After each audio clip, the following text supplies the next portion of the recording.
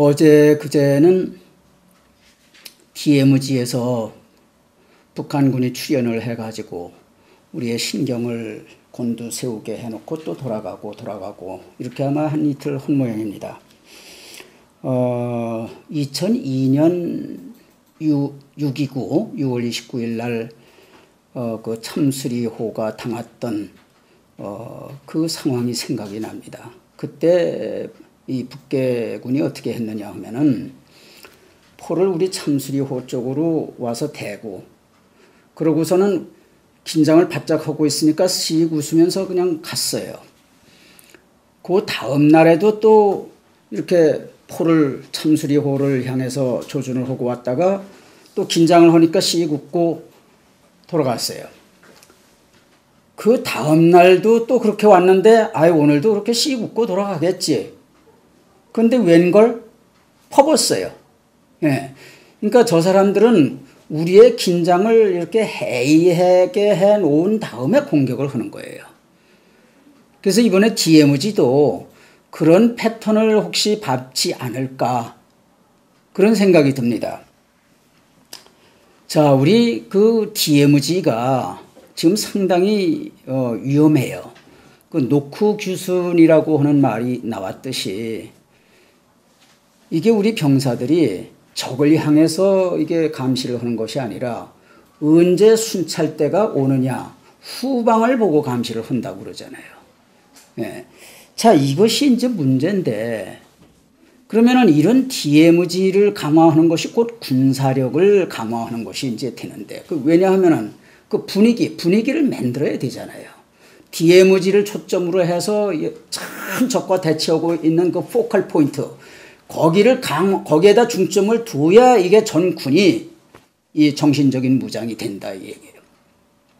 그런데 뭐 DMZ에다가 뭐 평화공원을 만든다? 그러면 평화공원에 남한 사람들도 왔다가 뭐 가서 놀다 오고 북한 사람들도 가서 놀다 오고, 이건 뭐 거기 뭐 간첩 접선 장소가 되는 거 아닙니까? 그전에는 그 노무현 때 그 바다에다가 그런 그 공동구역을 설치한다고 그래서, 그러면 거기를 그 무슨 뭐 간첩 접선하는 장소로 만들려고 그러는 거냐? 또 인천을 내주려고 하느냐? 인천을 내주면 서울을 내주는 건데, 그렇게 해서 우리가 그 상당히 그 걱정을 하고 비난들도 하고 이제 이런 적이 있는데, 자, 이런 이 DMZ를 지켜야 하는 시간인데, 긴장을 고조시켜야 할 시점인데, 이게 정신적으로 이제 해이해지니까 DMZ를 뭐 그런 평화공원으로 만든다, 우리는 북한과 언제든지 대화의 끈을 놓지 않겠다, 뭐 이렇게 하니까 이게 병사들이, 장군들이 정신이 해이해지는 거예요. 그 어떻게 하느냐? 어떻게 군사령관이 술을 잔뜩 먹고 그 휴게소에서 민간인들하고 그런 트러블을 만듭니까? 예? 어떻게 사단장이 자기 그 여군 하사인데, 부하인데, 그럼 그 부하가 그 전에 성추행도 다른 장교들한테 여러 번 당하고 그랬는데 그 부하를 또 데려다가 성추행을 합니까? 이게 무슨 뭐 군대가 이 모양입니까? 그리고 뭐 만드는 첨단 장비마다 전부 뭐 불량품이라고 그러니, 아니 소총하고 적하고 내가 먼저 쏘느냐 저기 먼저 쏘느냐에 따라서 내가 죽느냐 저기 죽느냐 하는데, 이게 총알을 쐈는데 총알이 안 나가? 뭐 도대체 이런 놈의 군대가 있습니까? 예? 그러면 총을 거꾸로 대요. 이따운 뭐 나라를 믿고 내가 내 목숨을 왜 바치느냐? 근데 이렇게 하는데 뭐 이렇게 나라가 조용합니까? 이런 것이 밝혀지면은 나라가 떠들썩하고 야단 이래야 될 거 아니에요. 아주 조용해요. 그건 남의 나라에서 일어난 것 같아요. 뭐 국가도 없는 것 같아요. 정부도 없는 것 같아요. 예.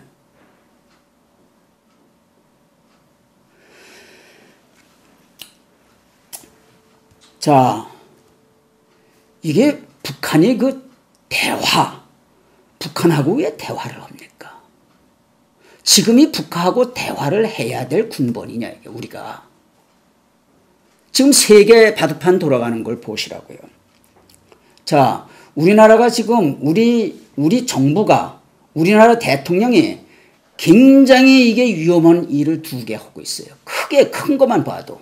하나는 일본을 적국으로 돌리는 거예요.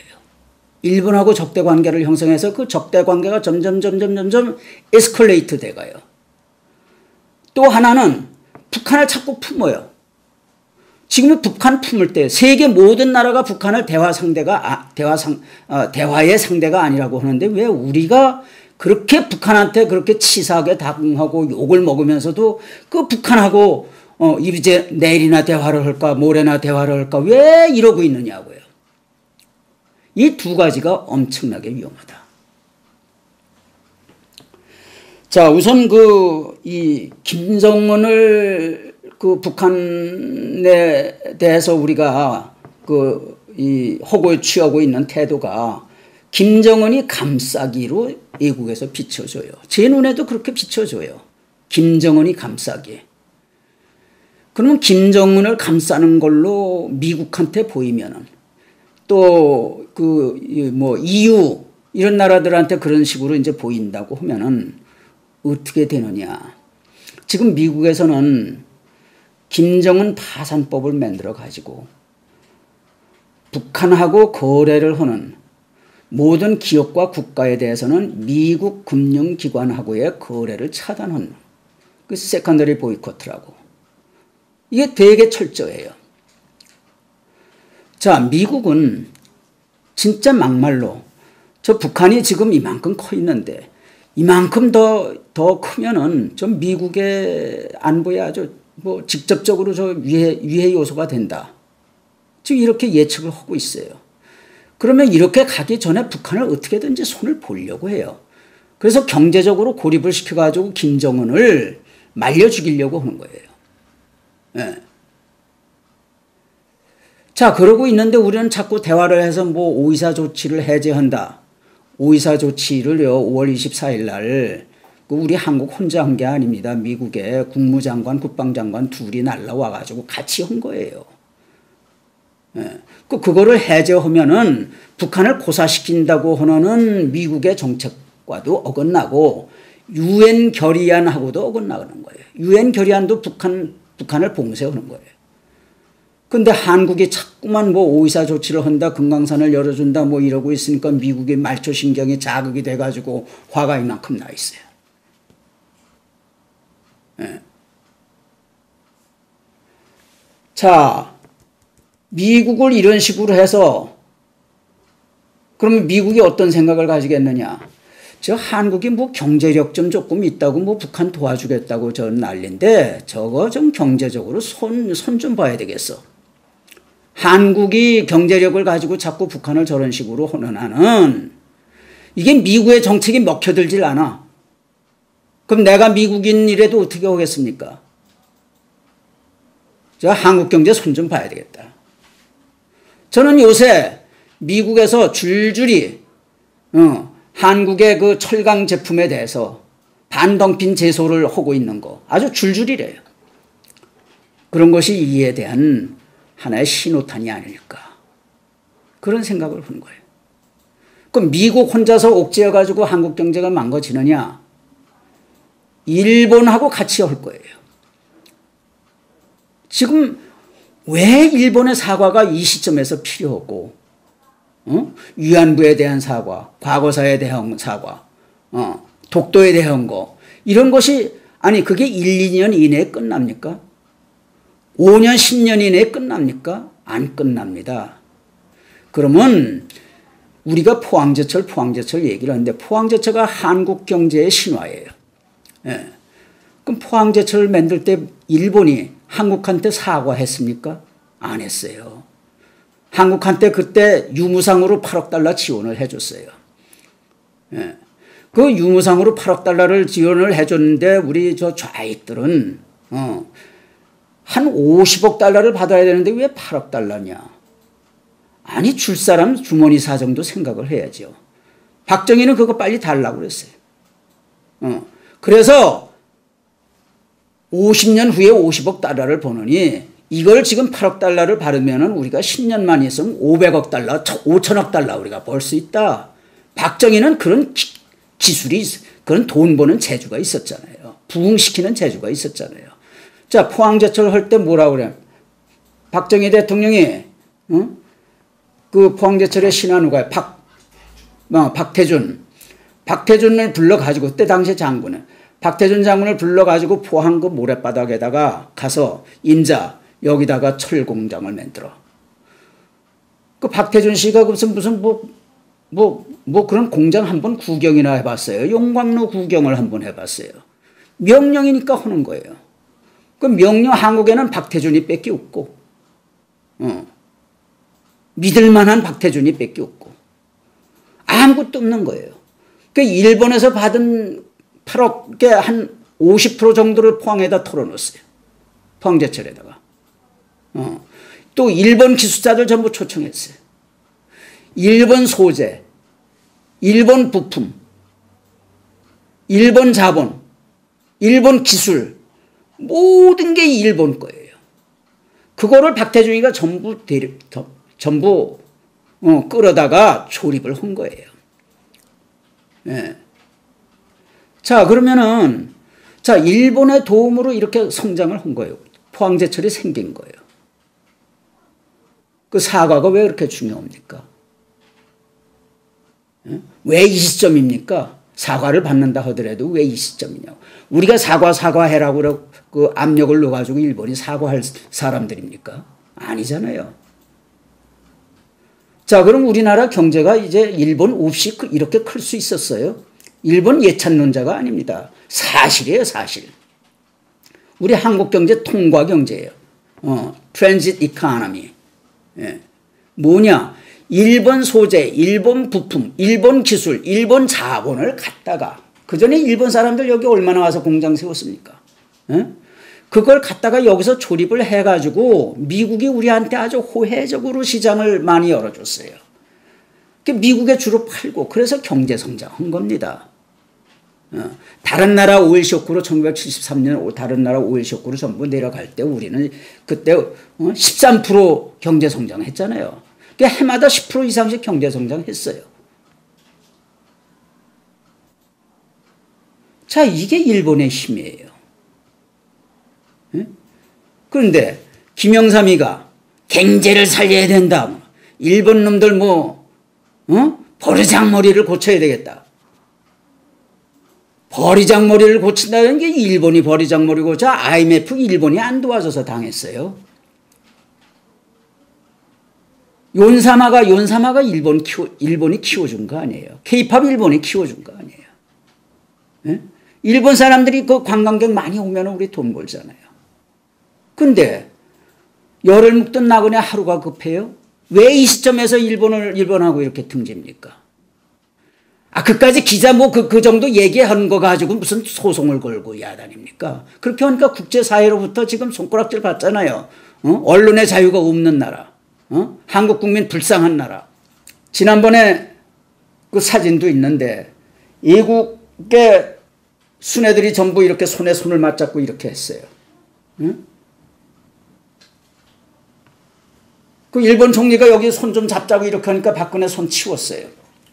그 사진이 아주 명확하게 나왔어요. 그러면 그 사진을 볼 때마다 아베 총리가 무슨 생각을 하겠습니까? 아주 여기 이런 거 쌓지 않겠습니까? 그럼 저 한국 저거 좀 까부는데 손 좀 봐야 되겠다. 한국 경제가 이게 주저앉아서 정신이 없어야 북한 감싸기를 못한다 그 얘기예요. 왜 이런 위험한 게임을 하느냐. 그 전에 미국 의회에서 그랬잖아요. 그 전에 박근혜 대통령이 독일 유럽 다니면서 국제 회사에다가 국제 기업에다가 우리 개성공단을 좀 국제화 할 수 있게 좀 자금 좀 대라. 그거 미국 국회의원들이 성토했어요. 기분 되게 나빠요, 미국 사람들. 그러면 보세요. 내일 모레 그 다음 달 중순에 아시아 안보 회의를 이제 한다. 아시아 안보를 위한 정상회담을 이제 하는데 미국하고 호주하고 일본하고만 한다 그거예요. 그럼 그 셋이 안보회의를 아시아 안보를 위해서 회의를 하면은 정상회담을 하면은 그 자리에 아베 총리하고 박근혜 대통령하고 그 자리에 함께 있을 수 있어요? 없어요. 예. 그러니까 그러면 둘 중에 누굴 택합니까? 미국은 100번이면 100번 다 아베를 택해요. 일본을 택해요. 옛날에 해방이 돼가지고도 일본에는 그 메가도라고 하는 세계적인 인물을 해가지고 일본을 잘 오늘날의 일본의 그 사회 시스템, 정치 시스템을 만들었어요. 메가도가. 근데 한국에는 하치 같은 잡놈 비슷한 놈을 보내가지고 하치 중장.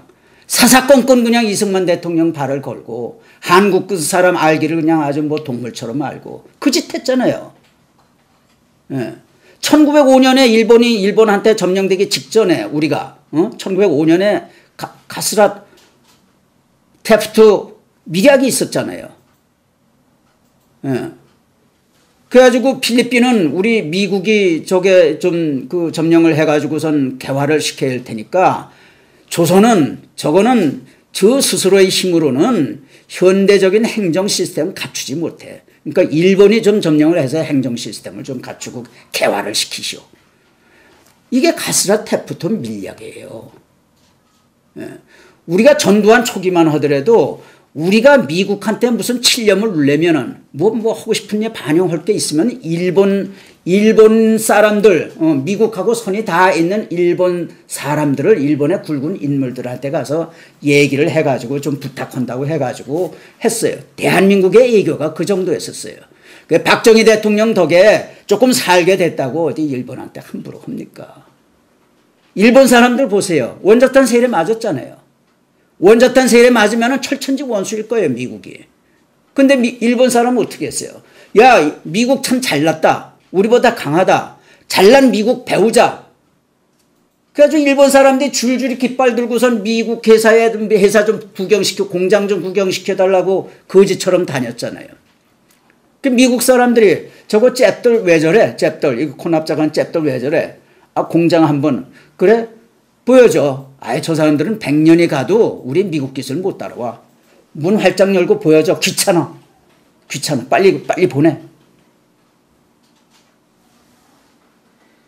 이렇게 해서 트랜지스터 라디오를 미국보다 먼저 만들었잖아요.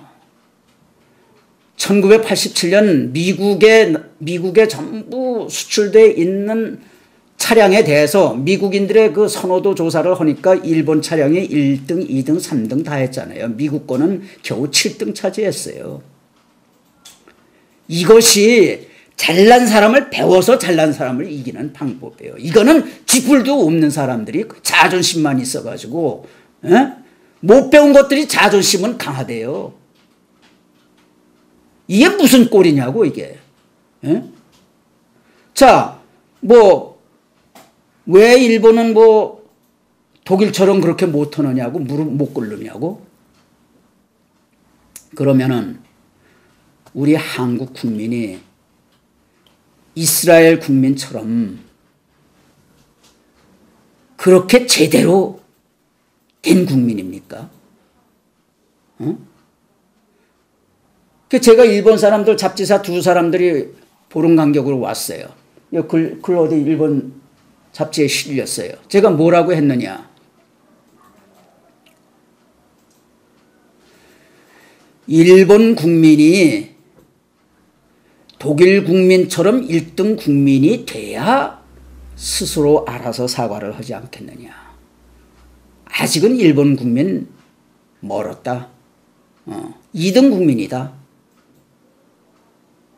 또 우리 한국 국민도 이스라엘 국민처럼 1등 국민 아니야. 2등 국민이야.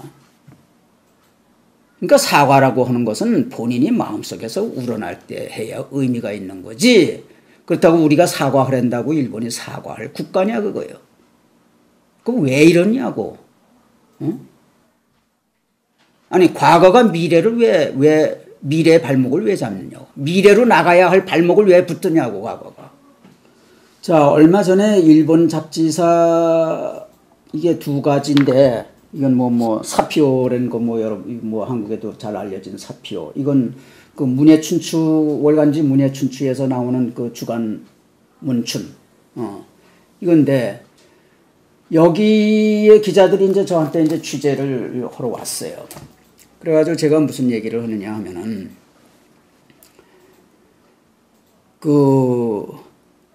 우리 일본하고 한국은 과거사 문제에 대해서 일본이 스스로 사과하고 싶을 때까지 우리 한국은 기다려야 된다고 생각한다. 내가 이런 얘기했어요. 한국이 일본 보고 사과하라고 강요해서 사과할 성질의 것도 아니고 또 일본이 스스로 알아서 사과하고 싶을 때 해야 의미가 있는 거냐. 일본이 사과를 하면은 일본은 세계의 1등 국민으로 우뚝 서는 거고 사과를 하지 않으면 졸렬한 국민으로서 내야 하는 거다. 마찬가지로 한국도 사과를 받으려고 하면은 이스라엘 국민처럼 행동을 하라.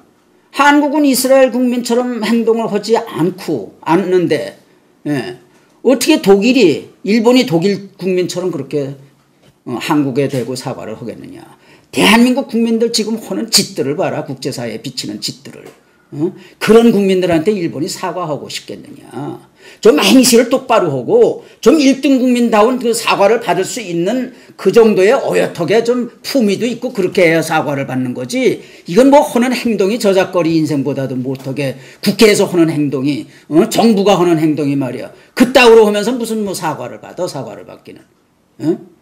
제가 얘기를 했습니다.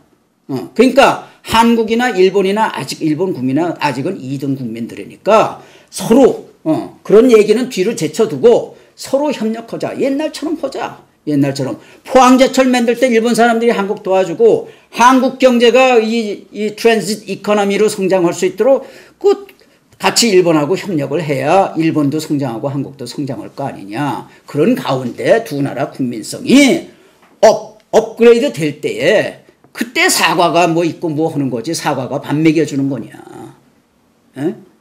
제가 이런 얘기 썼습니다. 나는 박근혜 대통령이 왜 이러는지 난 모르겠다.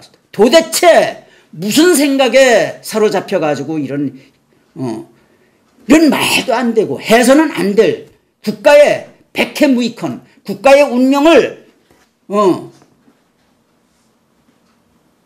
단숨에 망가뜨릴 수 있는 이런 위험한 일을 왜 하고 있는지 알 수가 없어요. 그럼 아까 얘기한 대로 일본이 진짜 이런 감정을 가지고 한국 경제 저것 좀 손 좀 봐야 되겠어. 그 일본의 생각하고 미국의 생각하고 지금 딱 일치하는 것 같아요. 미국이 반덤핑 제소 계속 하고 있고 한국 철강 제품에 대해서. 그럼 다른 것에 대해서 안 하겠습니까? 지금 한국 경제 어떻게 돼요?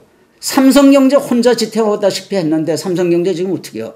삼성경제가 아니라 삼성전자 지금 어떻게 되고 있습니까?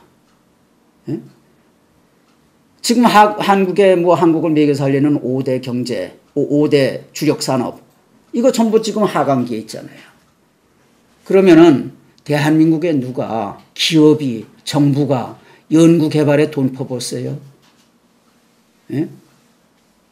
연구개발 소위 미래에 우리를 먹여 살릴 수 있는 미래 성장 동력에 누구 하나 관심 써봤느냐고요. 지금 미래 성장 동력이 뭡니까? 대보세요. 없어요. 아무것도 없어.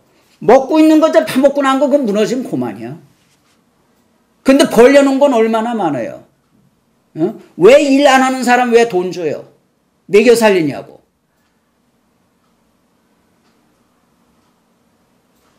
왜 학생들 무상급식 왜 해줘요? 그거 먹는 줄 아세요? 전부 갖다 버려요. 질이 나쁘니까. 왜 그 짓을 해요? 이런 식으로 가면은 내년 정도면은 제가 볼 때 내년 정도면은 IMF 그 이상의 것이 옵니다. 그러면 청와대 돌 날아갈 거예요. 안 그렇겠습니까? IMF 같은 것도 당해보라고. 그럼 대통령한테 돌 안 날아가겠어요?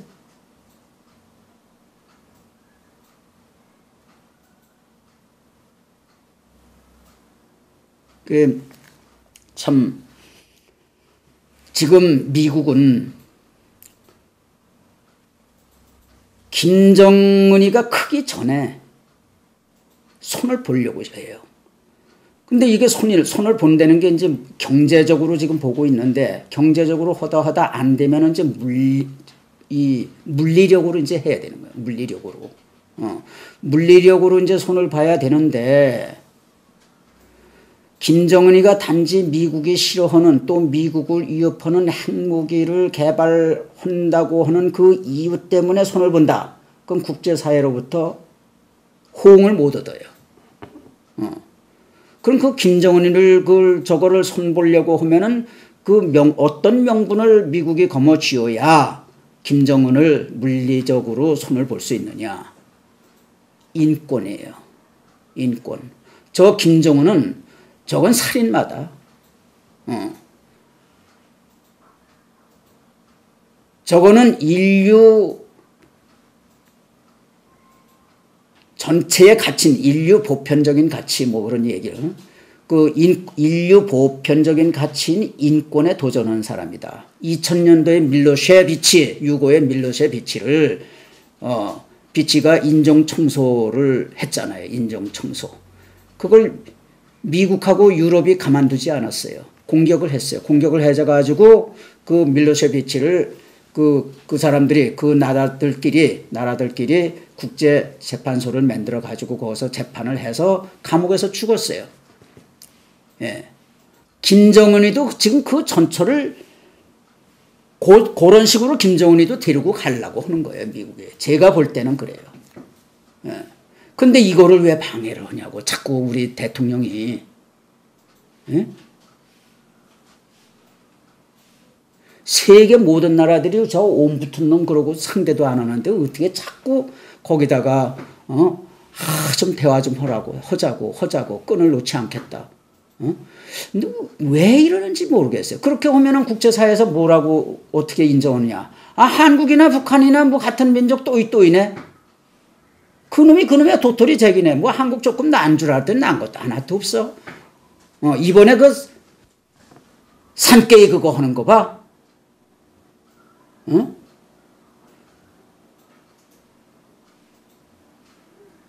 자, 이게 우리가 가장 지금 제가 볼 때는 참 우리가 경제적으로 또 안보적으로 가장 위험한 시기에 이르러 있지 않는가, 그렇게 생각합니다. 그러니까 저는 제 좁은 생각을 말씀을 드렸습니다만은 이러한 시각으로 한번 그 세상을 보시고 앞으로 전개되는 모든 뉴스들을 해석해서 우리나라를 지키는데 뜻을 합해 뭉쳤으면 좋겠습니다. 감사합니다.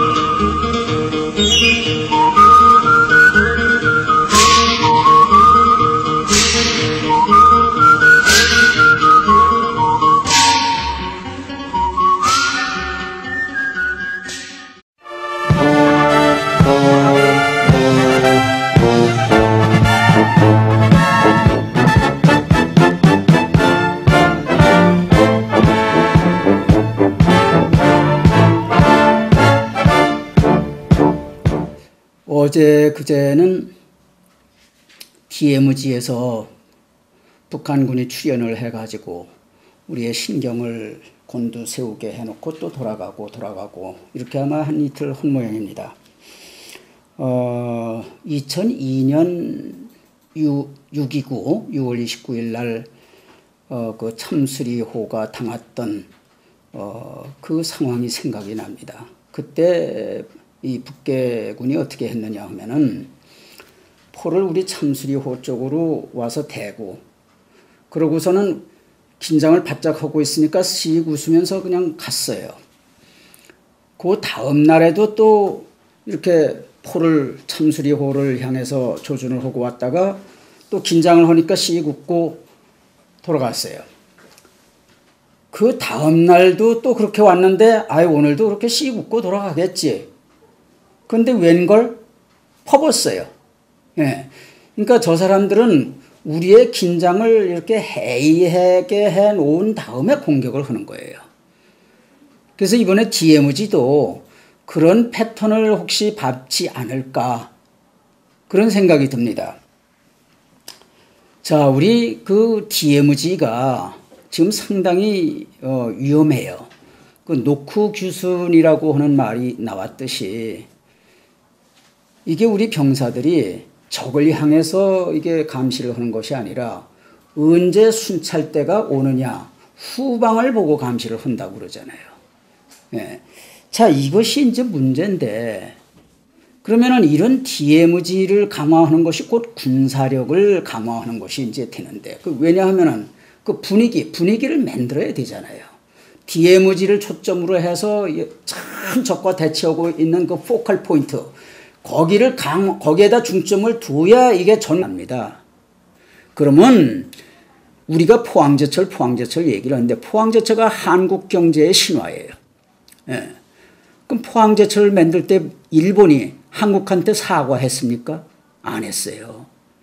한국한테 그때 유무상으로 8억 달러 지원을 해줬어요. 예. 그 유무상으로 8억 달러를 지원을 해줬는데 우리 저 좌익들은 한 50억 달러를 받아야 되는데 왜 8억 달러냐. 아니 줄 사람 주머니 사정도 생각을 해야죠. 박정희는 그거 빨리 달라고 그랬어요. 그래서 50년 후에 50억 달러를 버느니 이걸 지금 8억 달러를 받으면 우리가 10년만 있으면 500억 달러, 5천억 달러 우리가 벌 수 있다. 박정희는 그런 기술이, 그런 돈 버는 재주가 있었잖아요. 부흥시키는 재주가 있었잖아요. 자, 포항제철 할 때 뭐라고 그래? 박정희 대통령이, 그 포항제철의 신하 누가요? 박태준. 박태준을 불러가지고, 그때 당시 장군은. 박태준 장군을 불러가지고 포항 그 모래바닥에다가 가서 임자, 여기다가 철공장을 만들어.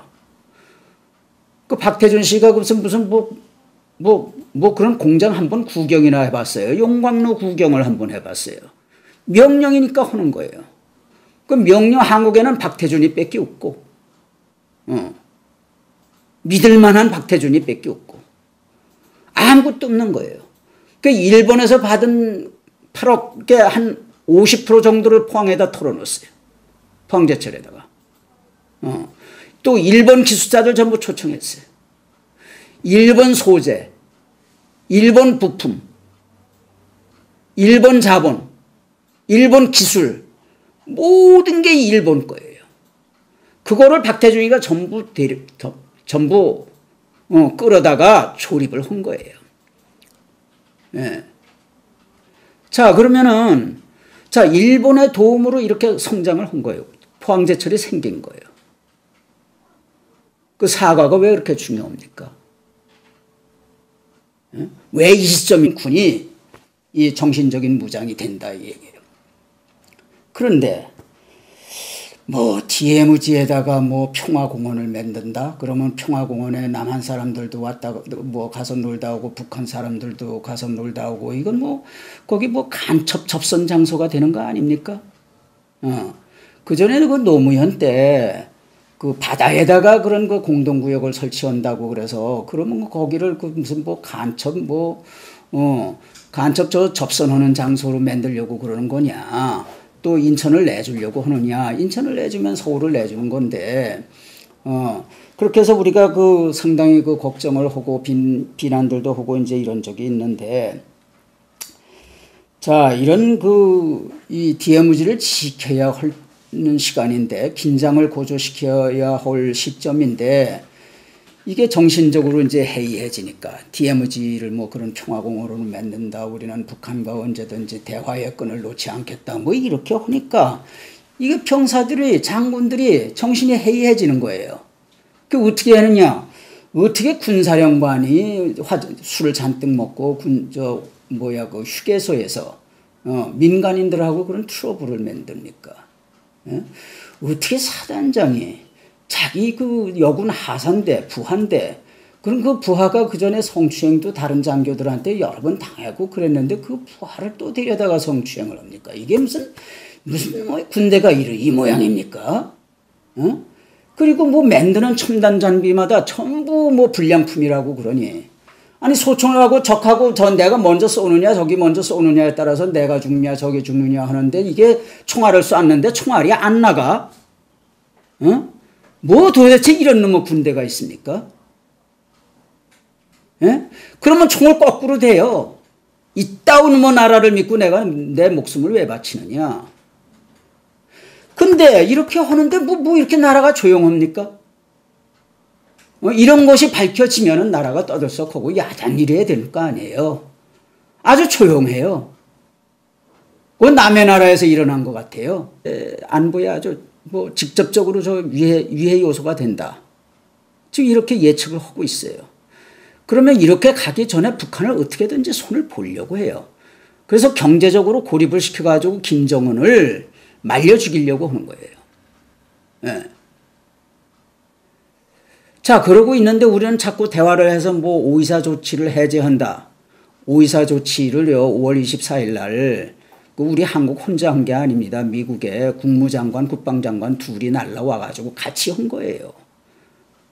예. 그거를 해제하면은 북한을 고사시킨다고 하는 미국의 정책과도 어긋나고 유엔 결의안하고도 어긋나는 거예요. 유엔 결의안도 북한을 봉쇄하는 거예요.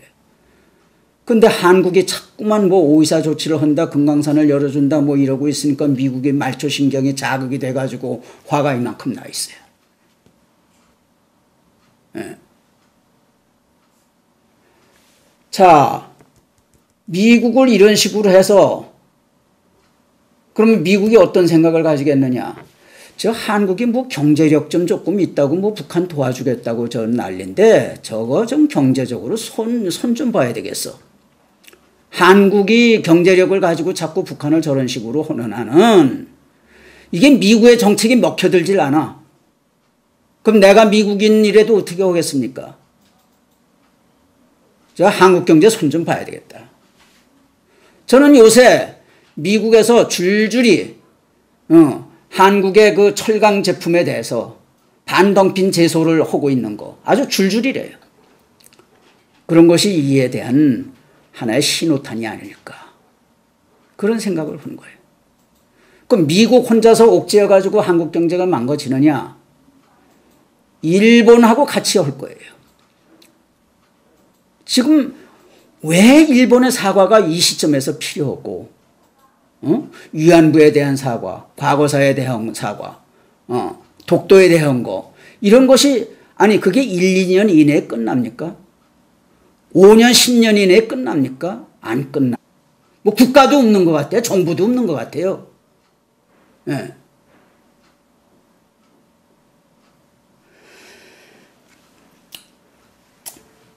자, 이게 북한이 그 북한하고 왜 대화를 합니까? 지금이 북한하고 대화를 해야 될 군번이냐, 이게 우리가. 지금 세계 바둑판 돌아가는 걸 보시라고요.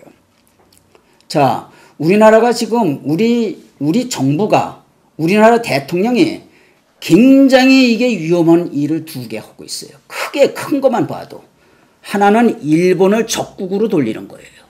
일본하고 적대 관계를 형성해서 그 적대 관계가 점점 에스컬레이트 돼가요.